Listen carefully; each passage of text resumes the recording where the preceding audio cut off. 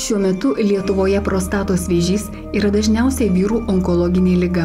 Per metus nustatoma jau apie 2000 naujų atvejų. Sergamumas šia liga nuolat auga. Prostatos vėžys paprastai aptinkamas vyrams turintiems daugiau kaip 50 metų. Iki to amžiaus pasitaiko retai. Manoma, kad prostatos vėžio atsiradimo priežastys susiję su tuo, jog ilgėja žmonių gyvenimo trukmė. Daugėja vyresnio amžiaus vyrų, kurie ir gali susirgti šią ligą. Nors tikrosios prostatos vėžio atsiradimo priežastys dar neaiškios, yra žinoma keletas rizikos veiksnių susijusių su šia liga. Tai artimų giminių sergamumas šia liga arba genetinis paveldėjimas. Taip pat gausus riebaus gyvulinės kilmės maisto bei nepakankamas šviežių daržovių ir vaisių vartojimas. Jie taip pat didina prostatos vėžio riziką.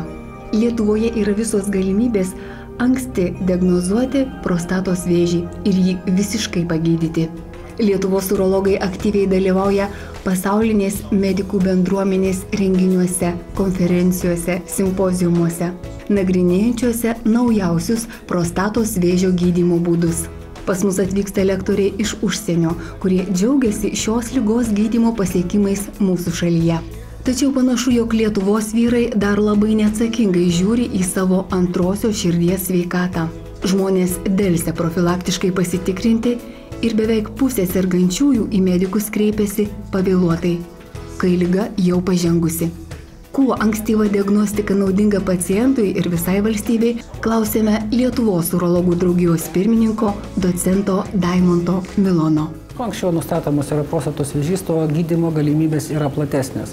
Jeigu mes galim pasirinkti iš 6, sakykime, ar 5 gydymo metodų esant pradinėje vėžio stadijoje, tai mes esant galutinėje 3, 4 stadijoje galim pasirinkti praktiškai tik tais 2 gydymo būdus. Tai čia tie dalykai tikrai yra įrodyti ir nekelia jokio abejonių, kad ankstyvoje stadijoje nustačius lygą ir pritaikius radikalų gydymą mes efektą tikrai ekonominį turėtume turėti ir mes jį natūraliai ir turim. Ko trūksta, kad žmonės aktyviau dalyvautų prostatos vėžio patikros ir gydymo procesuose. Turi ta informacija būti kasdieną, kas savaitę, kas mėnesį, pasakyti apie tas problemas, apie, sakykime, tas gydymo galimybės, apie naudą to gydymo. Tiesiog jie turi daryti iki tos sąmonės, kad kaip moteris sulaukus brandos eina pas ginekologą kiekvienais metais patikrai, taip ir vyras turėtų sulaukus tam tikros amžių ribos ateiti pas urologą patikrai ir tas būtų tikrai naudinga jo sveikatai. Koks tas amžius? 50 metų, tai yra tikrai visuotinai priimta tiek pas mūsų urologų draugijoje, tiek ir pasaulyje, ir Europoje yra 50 metų ta riba, kada vyras turėtų, kad ir neturi simptomų, ateiti pas urologą ir pasitikrinti savo, sakykime, prostatos būklę. Prostatos vėžių sergančiųjų draugijos prezidentas Gediminas Žižys ne tik paminėjo sunkumus iškylančius, vertinant gydymo prieinamumą, bet ir pasidžiaugė gerais pokyčiais. Situacija iš tikrųjų nėra vienareikšmė. Negalima sakyti, kad situacija yra labai bloga, bet ir negalime visiškai nusiraminti ir džiaugtis, kad viskas labai yra gerai. Iš tikrųjų, mūsų galva nėra visiškai gerai, dar pas mus iki galo gerai nėra su ankstyvos diagnostikos programos vykdymu. Mūsų skaičiavimais skverbtis programos per 5 jos vykdymo metų yra tik tais tarp 50 ir 60%.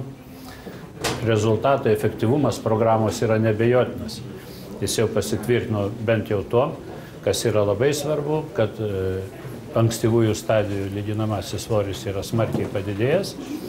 Sakykime, nuo to, kas buvo pradžioj vykdant programą, 25–30% buvo diagnozuojama ankstyvos stadijos, o likusios 3–4 yra uždelstos stadijos ir sunkiai gydomos ir rezultatai prasti.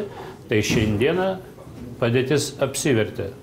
Atvirkščiai reiškia, sakykime, 60% mes turim ankstyvasias, 1–2 stadiją, kas yra labai efektyviai gydoma ir praktiškai yra vėžys, prostatos vėžys išgydomas.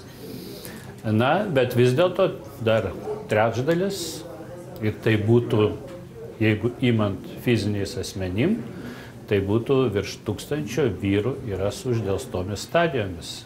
Tai yra 3-4 stadija. Vyrai nuo 50 metų iki 75 ir vyrai sulaukę 45 metų, kurių šeimose buvo prostatos vėžio atvejų, gali dalyvauti valstybės remiamoje prostatos vėžio patikros programoje.